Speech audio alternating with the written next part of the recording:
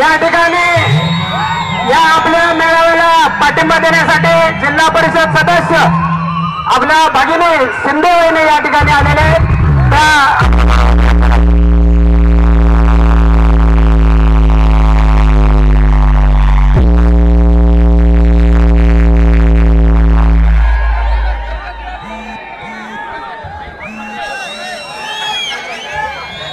श्री बिरोबाच्या नावानं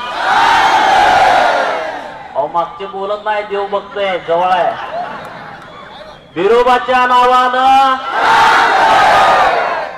अखंड महाराष्ट्र आणि कर्नाटकाचं धनगर समाजाचं आराध्य दैवत श्री विठ्ठल बिरुदेव पट्टणकोडोली या मंदिराच्या पटांगणामध्ये तुम्हा सगळ्यांना माहिती आहे बिरोबाची ताकद काय असते। गोपीचंद पडळकरांच्या मागे बिरोबाची ताकद आहे, म्हणून आपलं हे सगळं चाललंय।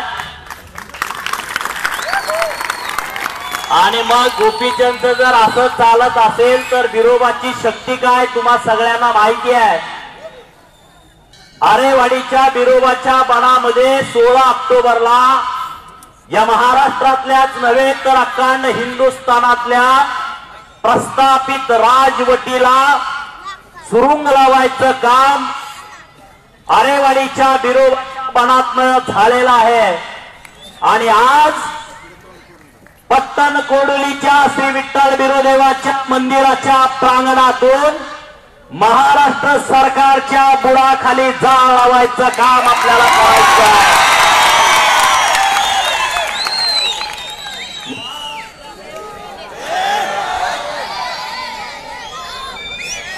महाराष्ट्रातील धनगर समाजाच्या तरुण पोरांच्या हातामध्ये एसटीचा दाखला मिळावा या एकाच निरपेक्ष भावनेतून जुलै महिन्यातल्या 15 तारखेला महाराष्ट्रामध्ये माननीय उत्तमराव जानकर साहेबांनी आम्ही एक निर्णय केला। जरी भारतीय जनता पार्टीच्या चिन्हावरती मी आमदारकीची निवड लढलो असलो, जरी भारतीय जनता पार्टीच्या चिन्हावरती माझ्या तालुक्यातल्या पंचायत समितीवरती आमची सत्ता असली, जरी भारतीय जनता पार्टीच्या चिन्हावरती सांगली जिल्हा परिषद मध्ये आमची सत्ता असली आणि त्या सत्तेमध्ये अपक्ष म्हणून माझे मोठे बंधू ब्रह्मानंद पराकर सभापती असले आणि उत्तमराव जानकर साहेब यांच्या नेतृत्वाखाली माळशिरसमध्ये आणि सोलापूर जिल्हा परिषद मध्ये भारतीय जनता पार्टीची सत्ता असली, तरी सुद्धा या सत्तेला पण भीक घालायची नाही। धनगर समाजाच्या मतावरती या महाराष्ट्रामध्ये आणि केंद्रामध्ये हे भारतीय जनता पार्टीचं सरकार सत्तेमध्ये आलाय हे मी म्हणत नाही। राज्याचे मुख्यमंत्री माननीय देवेंद्रजी फडणवीस यांनी अनेक वेळा भाषणात सांगितलंय की मी या खुर्चीमध्ये 6व्या मजल्यावरती फक्त आणि फक्त महाराष्ट्रातल्या धनगरांच्या पोरांच्या मतामुळे बसलो आहे। आणि जर हे सरकार 2014ला आपल्या मतावरती या महाराष्ट्रामध्ये आणि केंद्रामध्ये सत्तेमध्ये बसला असेल आणि सत्तेमध्ये बसताना आपल्याला लेखी दिलेला आहे की तुम्हाला मी पहिल्या कॅबिनेट मध्ये सर्टिफिकेट देऊ, आणि असं म्हणून सुद्धा आज केंद्रातल्या सरकारला 5.25 वर्ष पूर्ण होत आहेत मित्रांनो। आणि महाराष्ट्र सरकारला गेल्या 31 ऑक्टोबरला 4 वर्ष पूर्ण झाली, तरी सुद्धा धनगर समाजाच्या एसटी आरक्षणाचा कागद या टेबलावरून त्या टेबलावर सुद्धा या सरकारनं हलवलेला नाही आहे। महाराष्ट्रातल्या धनगर समाजाच्या नेत्यांना 2 मंत्रिपद दिली आणि 1 राज्यसभा दिली म्हणजे महाराष्ट्रातल्या धनगरांचा प्रश्न मिटू शकतो। हे जे या भारतीय जनता पार्टी सरकारच्या डोक्यामध्ये आहे त्यांनी ते पहिला डोक्यातनं काढावं। जे 2 मंत्री केले त्यांचे अधिकार वाढवा, त्यांना गृहमंत्री, त्यांना महसूल मंत्री, त्यांना बांधकाम मंत्री करा, आणि जे राज्यसभेवरती घेतलाय त्यांना केंद्रामध्ये मंत्री करा। तरी सुद्धा धनगर समाजाच्या ऋणात तुम्ही उतराई होऊ शकत नाही. ज्या दिवशी धनगराच्या पोराच्या हातामध्ये एकटीचा दाखला द्याल तेव्हा तुम्ही 2014चे उतराई करू शकता.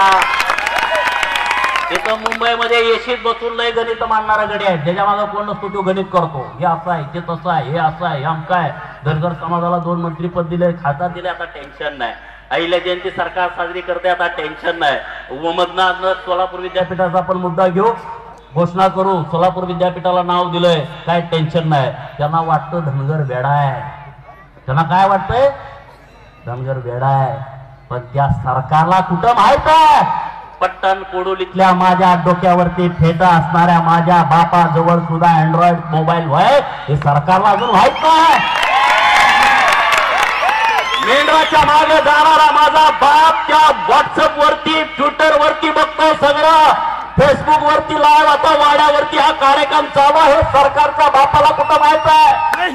रानावनामध्ये शेळ्या मेंढ्या चालणाऱ्या, दराखोऱ्यामध्ये राहणाऱ्या माझ्या त्या बांधवाकडे आता सगळं सोशल मीडिया चालू आहे. तेवढं तो मेंढका माझा कसा आहे मोबाईल घेऊन, हे त्या सरकारला माहित नाही. त्याला वाटतं डोक्यावर फेटा आहे. अरे डोक्यावर फेटा असला तर इंजिनियराच्या पुढचं गणित माझा बाप मांडतो, हे सरकारला माहित नाही. म्हणून आपल्याला गणित मांडावं लागेल या महाराष्ट्राच्या राजकारणाचं. कोल्हापूरच्या भूमीमध्ये हा आमचा पहिला मेळावा होतोय आणि कोल्हापूर जिल्ह्यातल्या त्या प्रस्थापित व्यवस्थेला सांगतो, अरे प्रस्थापितांनो, तुमचा राग काढण्यासाठी आमचं हे आंदोलन आहे. बाप गेला का पोरगा, पोरगा गेला का नातू. इकडं साखर कारखान्याचा चेअरमन बाप असला, तिकडं पोरगा दूध संघाचा चेअरमन. ही जी व्यवस्था आहे, ही व्यवस्था तुम्हाला आम्हाला मोडीत करायची आहे. म्हणून बहुजन पोरांच्याकडे जावा, गरीब मराठीच्या पोरांना पुढे आणा, त्यांना सांगणारे विधानसभा लढवा. तुमच्या पाठीमागा मी ठामपणे उभा आहे. जिथं आपली संख्या तिथं आपल्याला तिकीट मागा. मराठा असेल, बौद्ध, कमार, कुंभार, ढोर, नावी, साळी, तेली, कोष्टी, वंजारी, हत्कार, धनगर, सरगार, रामोशी, वडार, बेडार, मुसलमान, लिंगायत, परीत, गडशाचं, डवऱ्याचं, लोणाऱ्याचं, नंदेवाल्याच्या पोराला जाऊन गोळा करा. या सगळ्यांची एक मोठबंद आणि बांधावी लागेल. अरे आपल्याला हे मोठ्या दमक्या तमक्या फळावा हे काय नसतं. हे आपल्या मतावरती मोठे झालेले राजकारणी आहेत आणि ह्यांच्या छताडावरती नाचण्यासाठी तुमचा जन्म झाला आहे. येऊ नका, घाबरायचं काही कारण नसतंय. अरे याच पट्ट्यामध्ये बापू बिरू वाटेगावकरांचा जन्म झाला. कशासाठी झाला? अरे अन्याय करतायत लोक म्हणून त्याला जन्म घ्यावा लागला. अरे मग बापू बिरू सारखा आपल्याला खून तर करायचं नाही, नुसती बटणं दाबायची. बंदुकीची, तलवारीची, पिस्तोलची तुम्हाला गरज नाही. या बोटामध्ये डॉक्टर बाबासाहेब आंबेडकरांनी इतकी ताकद दिल्या ना, तुम्ही त्या मशीनवरची नुसती बटणं दाबा, हे प्रस्थापित पटापटा पटापटा मरून जातील. हे धाडस तुम्ही दाखवा आणि आज बिरोदेवाची शपथ घेऊन इथं बाहेर पडा. आम्ही जे आंदोलन पुकारले ना उत्तमराव जानकर साहेबांनी आणि मी, हे आंदोलन धनगराच्या पोराच्या हातामध्ये धाकला दिल्याशिवाय थांबणार नाही. मित्रांनो, लोक अनेक बोलली आम्हाला की यांना काय पाहिजे, त्यांना काहीतरी महामंडळ, ह्यांना काहीतरी विधान परिषद, ह्यांना काहीतरी राज्यसभा, ह्यांना काहीतरी हाणायचं असं डोक्यामध्ये होतं त्यांच्या.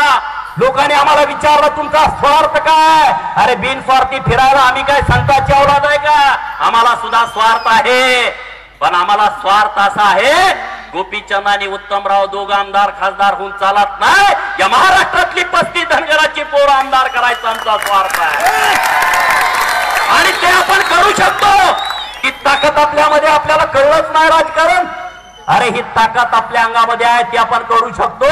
आणि आपण कुठल्या समाजाच्या विरोधात नाही, आपण कुठल्या जातीच्या विरोधात नाही, आपण फक्त प्रस्थापिताच्या विरोधात आहे. आणि प्रस्थापिताला जात धर्म नसतो. प्रस्थापित सगळ्या समाजामध्ये आहेत आणि त्या सगळ्या प्रस्थापित व्यवस्थेच्या विरोधात तुम्हाला आम्हाला लढावं लागेल. अरे डॉक्टर बाबासाहेब आंबेडकरांनी घटनेत दिलेला अधिकार आपल्याला मिळत नाही. आमचं आरक्षण असताना आम्हाला दाखला मिळत नाही. गेले 70 वर्ष दिलं नाही म्हणून आघाडी सरकारला गाडलं. आघाडी सरकारवाले मस्तीमध्ये होते. अरे कोण आमचं वाकडं करणार आहे, कोण आम्हाला अडवणार आहे? आणि जेव्हा पंढरपुरातून बारामती पर्यंत लॉंग मार्च समाजाचा गेला आणि बारामती नगरीमध्ये जेव्हा जत्रा भरली पंढरपूरच्या पांडुरंगासारखी त्या दिवशी सरकारचा तिथं घात झाला होता आणि मग ते सरकार म्हणतोय की आम्ही धनगर समाजामुळे सत्तेत गेलो आणि हे सरकार म्हणतोय आम्ही धनगर समाजामुळे सत्तेत आलो. मग धनगर समाज कुणाला तरी घालवण्यासाठी कुणाला तर आणण्यासाठी आहे का? 2014चं गणित आता 2019ला असू शकत नाही. अनेक गडी टपून बसले आमच्या दोघं ही नेमकं काय करते हे नेमकं काय करते हे नेमकं कुणाच्या हवाली करते कुणाच्या हवाली करत नाही. अरे आम्हाला या महाराष्ट्रातल्या सत्तेतला निम्मा वाटा पाहिजे म्हणून आम्ही लढाई करतोय. विधान परिषदवर कोण कुत्र खात रे? विधान परिषदला 2 कोटी रुपये फंड. किती? 20 देवळं बांधली तर फंड संपतो. पुढं काय द्यायचं आमदारानं? काय आमदाराला राईट आहेत? समाजाचा प्रश्न आमच्यासाठी महत्वाचा आहे. 2019ला जर महाराष्ट्र सरकारला या महिन्याभरात आपल्या हातामध्ये एसटीचा दाखला दिला नाही तर महाराष्ट्र सरकार आणि केंद्र सरकारला समजायचं की परत ते हयात या सत्तेमध्ये येऊ शकत नाहीत. जर तुम्ही आम्ही ठरवला तर निश्चितपणे होऊ शकतं. मग तिकडं काँग्रेस राष्ट्रवादीला गुदगुल्या होत्या आता बरं म्हणतात मग आमचं विटतंय का? सावध भूमिका घ्यायची प्रत्येक वेळेची गणित वेगळं असतील आणि आम्ही या सगळ्या गोष्टीची समाज बांधवातल्या बुद्धिवादी लोकांशी चर्चा करून निर्णय घेतोय. आम्ही काय देऊ नाही. आम्ही चुकत असेल आम्हाला पूर्ण सांगा. तुम्हाला तो अधिकार आहे. पण मित्रांनो ही लढाई फार महत्वाची आहे. आज नोकरीमध्ये असणाऱ्या लोकांनी यामध्ये उतरायला पाहिजे. आम्ही वर्गणी मागत नाही. अरे पण किमान तुम्ही एनटीच्या धाकल्यावरती नोकरीमध्ये लागलाय. समाजाचं काहीतरी देणं लागतं म्हणून तुम्ही पुढे यायला पाहिजे. मित्रांनो ही चळवळ ही एका दोघांसाठी 4-5 जणांसाठी नाही आहे. ही चळवळ या महाराष्ट्रातल्या 2 कोटी गरीब धनगर बांधवांच्यासाठी आहे. आरक्षण आम्हाला का पाहिजे? आरक्षण आम्हाला कशासाठी पाहिजे? अरे या शाहूवाड्याच्या धनगरवाड्यामध्ये जर 82 गेला तर महाराष्ट्र सरकारला कळाल आरक्षण कशासाठी पाहिजे. पन्हाळाच्या पलीकडे जरा गेल्यानंतर हे धनगरवाड्या आहेत. त्या धनगरवाड्यांना रस्ता नाही, विजेची सोय नाही, गावामध्ये शाळा नाही, कुठल्याही महाराष्ट्र शासनाच्या नागरिक सुविधा तिथं नाही. त्या गावाखेड्यामध्ये या सरकारमधल्या लोकांनी तिथं जावावं. मिळण्याच्या पाठीमागे गेल्यानंतर रात्रणी दिवस न बघणारी माझी माऊली ऊन वारा पाऊस यामध्ये 3 दगडाच्या चुलीवरती स्वयंपाक करणारी माझ्या आईला जाऊन विचारा वाऱ्यामध्ये ती स्वयंपाक कसं करते, मुसळधार पावसामध्ये ती चूल कशी पेटवते, उन्हाच्या कडाक्यामध्ये तिचं पोरगं कुठं झोपतं, हे सगळं सरकारला कधी करणार? आणि म्हणून जर हे कळवायचं असेल तर आपण जागे राहायला पाहिजे. सरकारला नुसता दोष देऊन चालणार नाही, त्या प्रस्थापित व्यवस्थेला दोष देऊन चालणार नाही. कारण प्रस्थापित व्यवस्था आपण जन्माला घातलेली आहे. ती प्रस्थापित व्यवस्था तुम्हाला खोल खड्ड्यात नेऊन गाळावी लागेल. नुसतं इकडं बोकडं कापली तिकडं बोकडं कापली इकडं बकरी कापली बंद करा. बिरुदेव आपला आहे ना? आपला ऐकल का दुसऱ्याच ऐकल? कुणाचं ऐकल देव? अरे आपला देव आपलंच ऐकल ना. बिरोबाला 4 बोकडं कापताय, थांबून टाका. बिरोबाला सांगा एसटीचा दाखला मिळाल्यानंतर 10 बोकडं कापतो. पोरग शाळेमध्ये जातो, पोरग पहिलीमध्ये, पोरग पहिलीत जाते तर बिरोबाला सांगा देवा पोरग जोपर्यंत डॉक्टर इंजिनियर वकील प्राध्यापक क्लास 1 अधिकारी होत आहे तोपर्यंत मी एक पण बोकड कापणार नाही. ज्या दिवशी पोरग क्लास 1 अधिकारी होईल 2 पगार सगळे बोकडावरती खर्च करतो. बिरोबा आपला सांगा ना. घाबरायचं काय कारण आहे का? सरकारचं ऐकल बिरोबा? या सगळ्या गोष्टीमध्ये आपण बदल करायला पाहिजे. मित्रांनो जर तुम्ही बदल केला नाही तर येणारी पिढी तुम्हाला माफ करणार नाही. आपली पोरं बाळा नातवंड आपल्याला शाप देतील. अरे तुम्ही काय केलं? राजकीय प्रगल्भता आपली आली पाहिजे. राजकारण कसं आहे ते आपल्याला कळलं पाहिजे.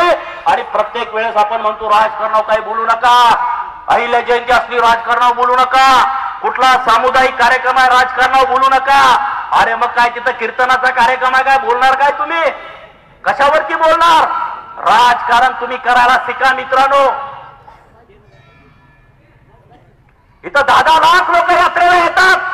का सरकारनं 20 कोटी रुपये खर्च केले नाही तिथं? कारण काय? या महाराष्ट्रामध्ये अनेक प्रस्थापित मेले त्यांची थडगी बांधायला 20 कोटी रुपये शासनाने खर्च केलेत. तुम्हाला माहिती आहेत ना या महाराष्ट्रातल्या प्रस्थापितांची? ह्यो मरती तो मरती आमका मरती तमका मरती. अरे तुम्ही मेला आमच्या पैसे त्यामध्ये का खर्च केले? सरकारनं थडगी बांधायची. तुमच्या थडग्याच्या पाया पडून आम्हाला काय मिळणार आहे? अरे जर महाराष्ट्रातली माणसं मेली त्यांची थडगे बांधायला सरकारनं 20-20, 30-30 कोटी रुपये खर्च केले आणि 10 लाख लोक एका दिवसामध्ये इथं येतात, 1-2 कोटीच्या वर इथं पैसे दिले नाहीत. का दिले नाहीत?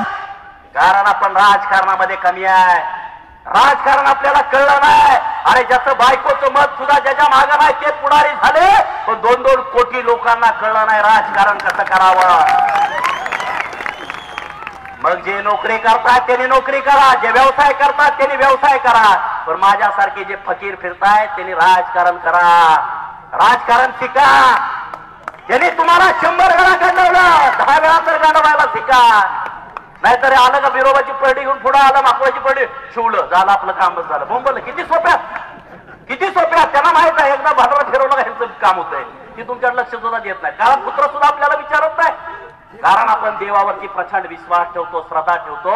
पण मित्रा, जेव्हा तो भंडारा घेऊन आपल्याकडे येईल तर मनातल्या मनात म्हण, देवा त्यानं 100 वेळा मला गंडवलंय, आता ह्याला तुझा भंडारा घेऊन गंडवतो.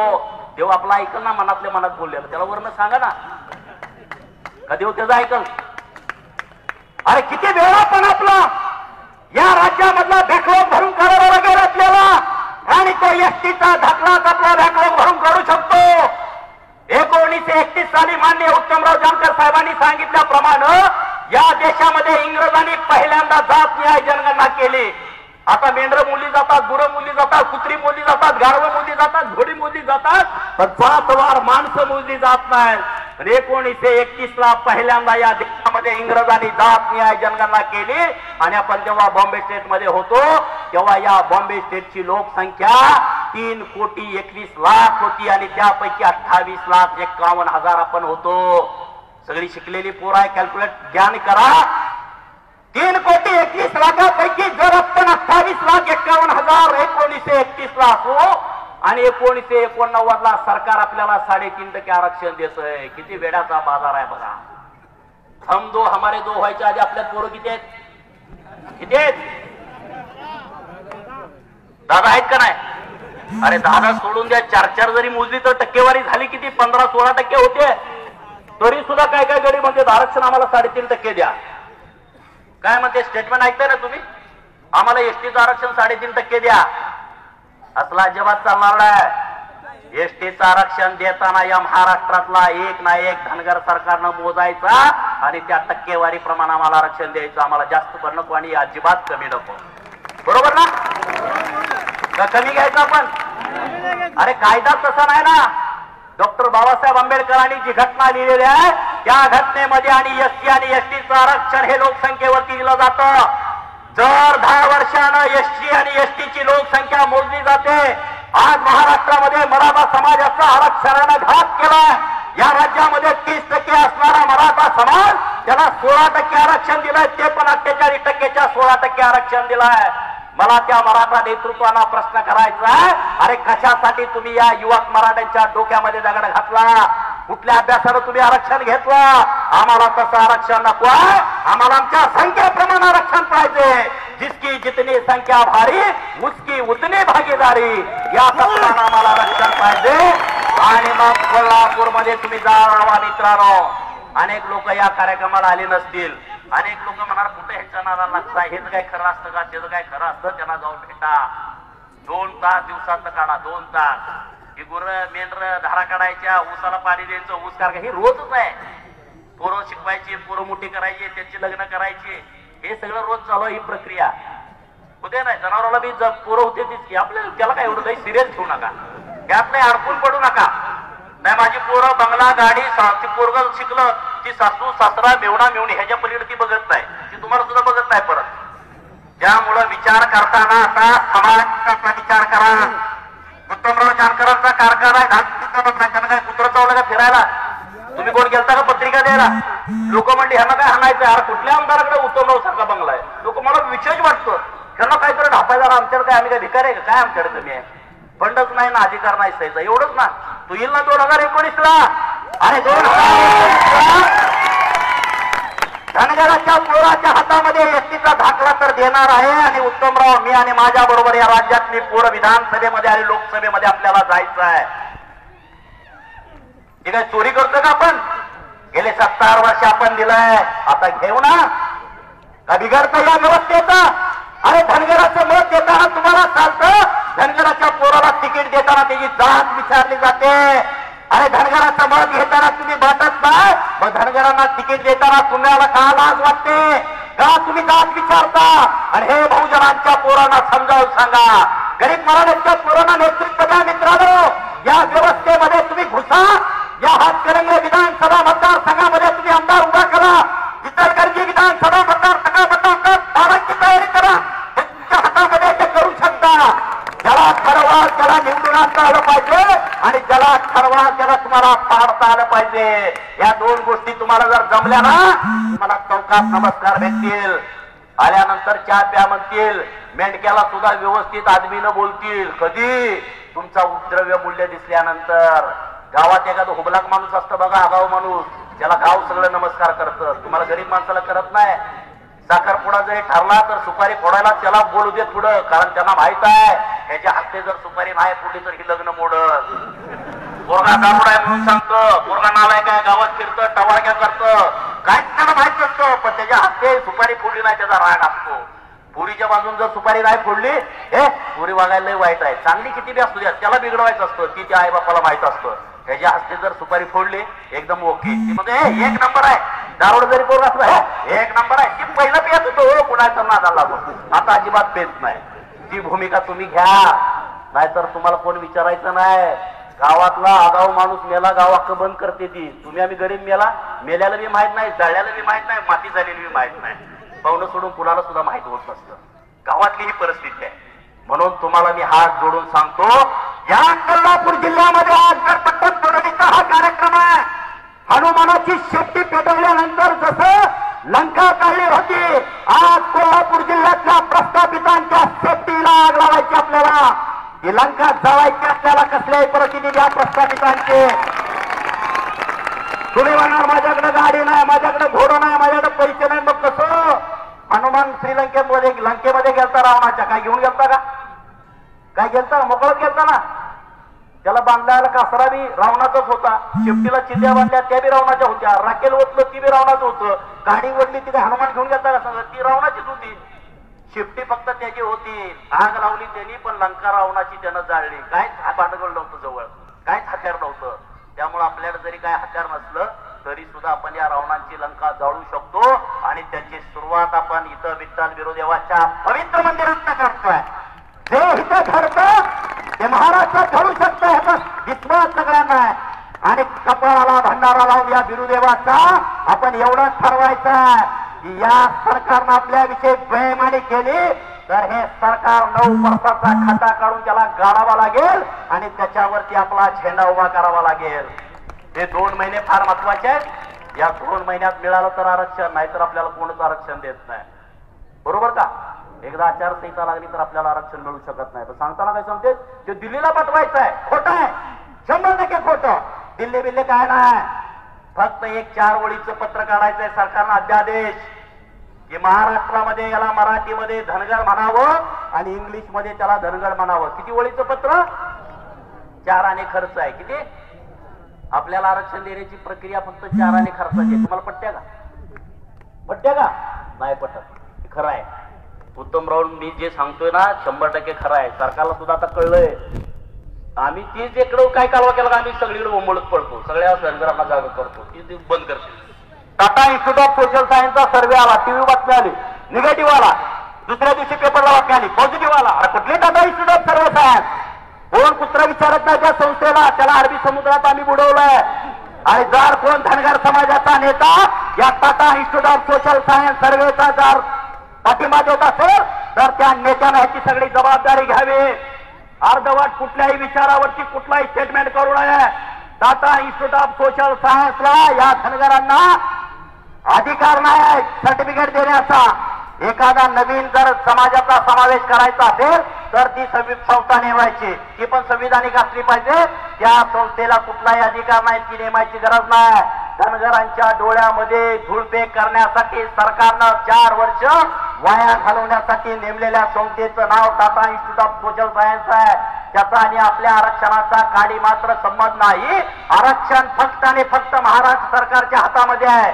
दिल्लीला पाठवायची गरज नाही. हे जे आपल्याला सांगतात ते लबाड आहेत, खोटं सांगताय. म्हणून तुम्ही जागा राहावा. जिथं जाईल तिथं आरक्षणाच्या विषयाशिवाय 2 महिने काही बोलू नका. लग्न ठरवा गेला आरक्षण, मातीला गेला आरक्षण, साखरपुड्याला गेला आरक्षण, कुठे एसटीत बसला आरक्षण, मेंढराच्या मागा गेला आरक्षण, मेंढराच्या बाजारात गेला आरक्षण. दुसरा कुठलाही विषय आता डोक्यामध्ये 2 महिने ठेवू नका. हे जर सर्टिफिकेट तुमच्या हातामध्ये पडलं तर तुम्हाला परत गोपीचंद पडळकर आणि उत्तमराव जानकर सारख्या नेत्यांची गरज भासणार नाही. मित्रांनो, आजपर्यंत धनगरांचा घात यामध्ये झाला. तुम्ही नेता तयार करायचा आणि आम्ही काहीतरी मिळालं का तिकडे जायचं. हे आपल्याला करायचं नाही. 2 कोटी लोकांचं नेतृत्व एक माणूस करू शकत नाही. का करू शकतो? तुमच्या गावातला तुमचा सरपंच तुम्हाला भेटतो का? नगराध्यक्ष इथं सरपंच भेटू शकतो का सगळ्यांना? नाही भेटू शकत. 5000 लोकांना जर एक सरपंच भेटू शकत नसेल तर 2 कोटी लोकांना एक नेता कसा भेटल सांगा? गडचिरोलीतल्यानं बोलवलं, मी जाऊ शकतो?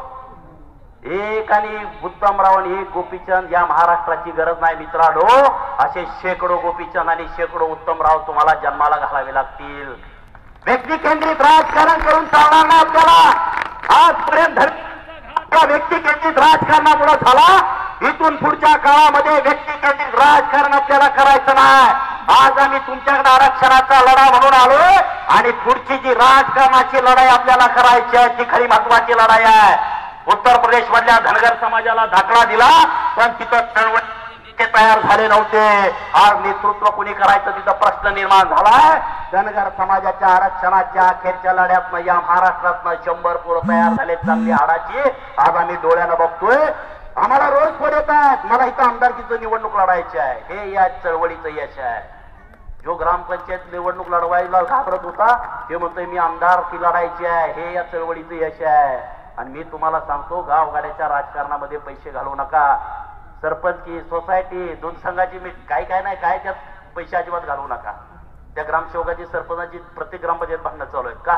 ते म्हणते मी लय खर्च केलाय, ग्रामसेवक म्हणते करता येत नाही. दोघांची भांडणं 5 वर्ष भांडणं. ती ग्रामसेवक सगळी पिशवीत ग्रामपंचायत घालतायत, पळतंय हिकड तिकडं, हिकड तिकडं, तिकड तिकडं. ती चेकवर सही करत नाही. ती म्हणते कर, ती म्हणते करत नाही. ते म्हणतो ऑफिस खर्च टाकी. अरे 1 कोटी टाकायचं का ऑफिस खर्च? किती टाकायचा? आणि दुश्मनी केवढी? भावाच्या विरुद्ध भाव, आईच्या विरुद्ध मुलगी, बापाच्या विरोधात पोरगा. राजकारण ग्रामपंचायतचं. त्यात आपली टकोरी फुटली, बंद करून टाका. आमदारकी आणि खासदारकी, बाकीच काही विशेष घ्यायचा नाही. काय खालचाल का? अधिकारच नाही ना. सभापती झाला, खुरपं वाटायचा अधिकार नाही. तुम्ही जाऊन बघा पंचायत समितीमध्ये, काय पंचायत समिती सदस्याला अधिकार आहे? काहीच नाही. सरपंचाला अधिकार आहे, ती सभापतीपेक्षा टाईट वागतंय, तर सभापतीला अधिकार नाही. सत्तेच्या विकेंद्रीकरणामध्ये जिल्हा परिषद आणि पंचायत समितीचे अधिकार खाली दिले गावगाड्यामध्ये. आणि त्यामुळे या असल्या कुठल्या मी दूध संघावर गेलो, मी या कारखान्यावर गेलो, मला चहा पाजला, काय नाही याचं काय नाही. घरी चहा पी बाबा करून 1 लिटरभर. त्याच्यासाठी समाधीचं दावणीला बांधू नका. मला ह्यो बोलला, मला त्यो बोलला, मला ह्याच्या खांद्या वाट टाकून घरात फोटो लावले. फेकून द्या ना फोटो यांचा. कशाला घरामध्ये फोटो ठेवायचं? आज घरात गेल्यानंतर कुठल्या आमदाराचं, खासदाराचं, मंत्र्याचं फोटो असलो ना फेकून द्या. काय उपयोग नाही त्याचा. बापाचा नाहीचा फोटो लावायचं, ते रोज पाया पडा, काहीतरी आशीर्वाद मिळेल. कारण हे शास्त्र सांगतंय, मी सांगत नाही. शास्त्र काय सांगतं? जर घरामध्ये आपल्या गर्भवती महिला असेल, 9 महिने बाळ पोटामध्ये वाढतं. जो 9 महिने त्या गर्भावती प्रभाव होतो तो त्या आईच्या आचरणाचा असतो. घरात जर एखादा दारू पिऊन नवरा येऊन ताप देत असेल तर त्या गर्भावरती परिणाम होतो, ते दारूचा प्रभाव पडतो. त्या आईची जर एखादं रामायण वाचत असेल, महाभारत वाचत असेल तर तो प्रभाव पडतो. छत्रपती शिवाजी महाराजांचा फोटो पुढे रोज बघते. मुलगा जन्माला आला तर शिवाजी महाराजांसारखा, यशवंतराव होळकरांचा फोटो असलो यशवंतरावांसारखा, बाबासाहेबांचा फोटो घरात असला तर बाबासाहेबांसारखा, जिजामातेचा फोटो घरामध्ये असला, मुलगी जन्माला आली तर जिजामातेसारखी, तो प्रभाव पडतो. आणि तुम्ही जर फोटो लावला,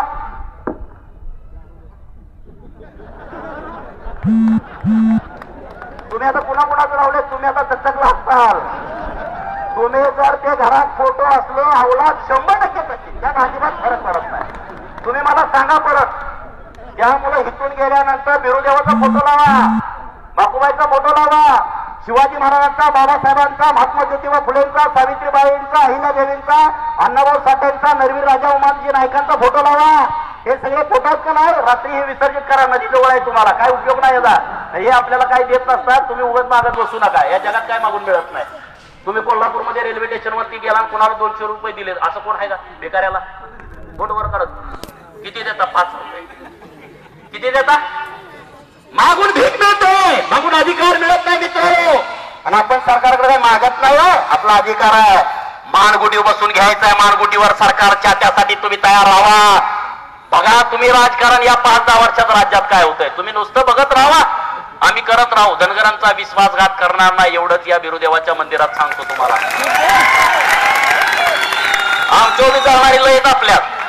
आमचं कधी बंद पडतंय? अशी टपून आपल्याली काही माणसं बसलेत पण बंद पडत नाही. कशाला बंद पडत? आम्ही काही उचापत्या करतच नाही ना. कशाला बंद पडल आमचं? पण ही बंद पडलं पाहिजे ह्यासाठी एक यंत्रणा लावणारी एक मोठी टोळी आहे. पण त्यांना जुळना. समाज जागा झालाय. आमच्यामुळं नाही, तुमच्यामुळं समाज जागा झालाय. त्यामुळे हे सगळं जुळना. सरकार सुद्धा बघतंय ह्यात काय फूट पडते का उत्तमराव माझ्यात. अरे उत्तमराव आणि मी फक्त शरीर वेगळा आहे, आमचं दोघांचं मन एक आहे. माणूस फुटतो कधी? एक तर पैसा, एक तर सत्ता. काहीच नकोय ना आम्हाला. एका बाजूला 20 आमदार चालले, एका बाजूला उत्तमराव गोपीचंद चालले. 500 लोक पुन्हा आली तर 400 नमस्कार आम्हा दोघाला घालते. 100 मग आमदार होऊन काय करणार आहे? काय दिवं लावणार आहे आमदार होऊन? काय अधिकारच नाही ना. मंत्री झालं तर काय करू शकतो? इथे 5-10 लाख रुपये 20 लाख रुपये देऊ शकतो. काय करणार? घटनेमध्ये ते अधिकार नाहीत मित्रांनो. म्हणून ब्रॉड विचार ठेवा, मोठा विचार ठेवा. सर्टिफिकेट दिल्यानंतर जे राज्यामध्ये घडतंय ते कशानंच घडत नाही. म्हणून सर्टिफिकेट आपल्याला महत्वाचं आहे. आणि ती लढाई जी उभा केलेली आहे ती कागदोपत्री ठोस पुराव्यावरती उभा केली आहे.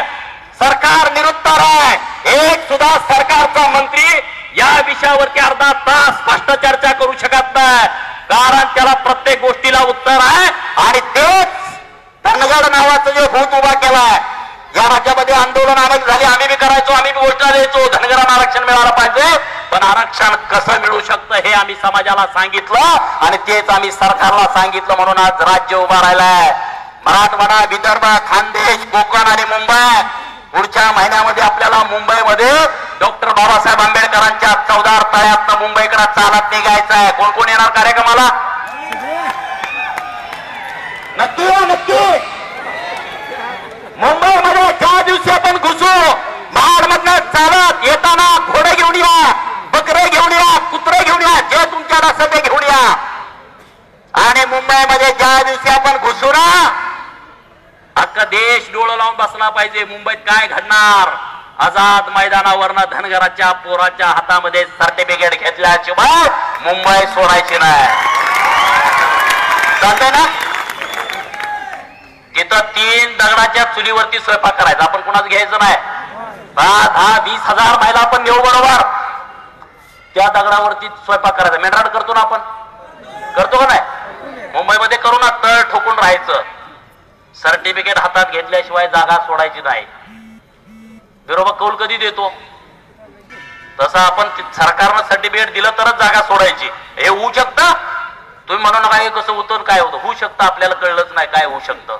आपण नुसतं ही आमदार लय मोठा आहे, खासदार लय मोठा आहे, मंत्री लय मोठा आहे, त्याचा लाल दिवा वाजवत आला का आपण इकडून तिकडून ढोल वाजवत पडायचं. कशाला ढोल वाजवायचा? अजिबात वाजवायचं नाही.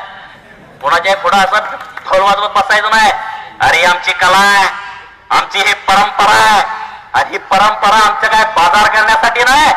ज्या व्यवस्थेनं आजपर्यंत आपल्याला वापरून घेतलंय ना, त्या व्यवस्थेला झीड करायचं सुद्धा काम आपलं आहे, जबाबदारी आपली आहे. इथून पुढच्या काळामध्ये ठरवा हे स्वाभिमानाला धक्का पोहोचल ते एकही काम करायचं नाही. मग आपलं राजकारण खड्ड्यात गेलं तर चालेल. जिथं आपल्या बापाला सन्मान मिळत नाही, जिथं आपल्या भावाला सन्मान मिळत नाही, जिथं आपल्या आईला सन्मान मिळत नाही, तिथं कुठंही थांबायचं नाही. म्हणजे गट असू दे, पक्ष असू दे, पार्ट्या असू दे, काय असू दे. आणि भाजप सोडलं, लोक म्हणत होते भाजप सोडतील का नाही. अरे याचं एवढं चांगलं संबंध आहे. अरे काय समाजापेक्षा आम्हाला भाजप महत्वाचं नाही, समाज महत्वाचा आहे. म्हणून आम्ही पार्टीला लाच दिली आणि बाहेर आलो. तुम्ही बघताय भाजपच्या दारात सगळी माणसं बसली, हात येऊ का, हात येऊ का, हात घ्या, हात घ्या. आम्ही दोघं बाहेर आलो. कोण राज्यात आलं का बाहेर सांगा. हा लोक पहिल्यांदा म्हणली ह्यांना मुख्यमंत्र्यांनी सोडलंय, परत म्हणली पवारांनी सोडल्या. काय एवढाचा बाजार काय कळलं ना आम्हाला. 8-8 दिवसाला नवीन पुंगळी सोडायची कोणतरी. अरे ह्यांना इलेक्ट्रॉनिक्स कोण देतोय, ह्यांना काय काय आता हेच सगळं चुकीचं झालंय. इथून पुढच्या काळामध्ये सगळं वेगळं घडणार आहे. तुम्ही म्हणाला हे कसं काय घडायला लागलंय, ह्यांच्या मागं कोण आहे का? आमच्या माग 100% आहे. कोण आहे? बिरोबा आणि माकोबा आहे, दुसरं कोणी आमच्या माग नाही. काय ह्याच्यापेक्षा मोठं कोण असतं? मानता का तुम्ही कोणाला बिरोबापेक्षा मोठं? मग बिरोबा असल्यावर काय कमी आहे सांगा ना? आपला भोळा बिरोबा आहे, काय कुठनं काय पण देऊ शकतो. काय चिंता करताय? म्हणून सर्टिफिकेट घ्यायची शपथ तुम्ही या बिरोबाच्या मंदिराच्या साक्षीनं घ्या. आणि जे तुम्ही ठरवाल हे महाराष्ट्रात घडणार आहे. जे तुम्ही ठरवाल. 2 कोटी लोक जोक नाही. 2 कोटी लोक, त्याचा कोणी व्यवस्थित वापर केला नाही. दुकानदारी मांडली, दुकानदारी. प्रत्येक मतदारसंघात जायचं 10 लाख घरी जायचं. धनगरांना पण पाठणार गुजरा, कुणाला मत द्या 10 लाख. हे धंदा आम्ही दोघं करत नाही कधी. अनेक लोक फोन करतात आम्हाला, तुम्हाला काय आंदोलनाला पाहिजे काय?